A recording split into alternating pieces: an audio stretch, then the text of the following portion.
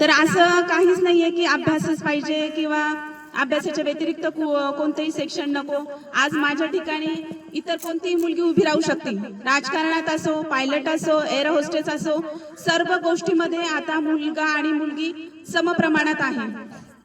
दुसरी गोष्ट असं की एवढं छान नियोजन मॅडमने इथे घडून आणलं आणि आपल्याला बरीच माहिती अबॅकसची फुलारे सरांनी पण दिली। मलाही माहिती नव्हती अबॅकसची एवढी, आज त्यांच्याकडनंही थोडीफार मला माहिती मिळाली आणि विद्यार्थ्यांना बघून एक सुविचार सांगावा वाटतो मला।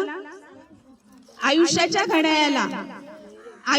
घड्याळाला शिक्षणाची चावी दिल्यास नशिबाचे काटे आपोआप फिरू लागतात। खरंच, कारण शिक्षण हे एवढं महत्त्वाचं आहे की त्याशिवाय आपण काहीच करू शकत नाही आणि शिक्षणाला मर्यादाही नाही।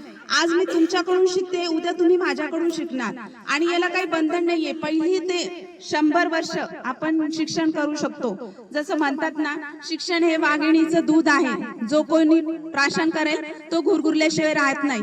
एवढे बोलून 2 शब्द संपवते। धन्यवाद।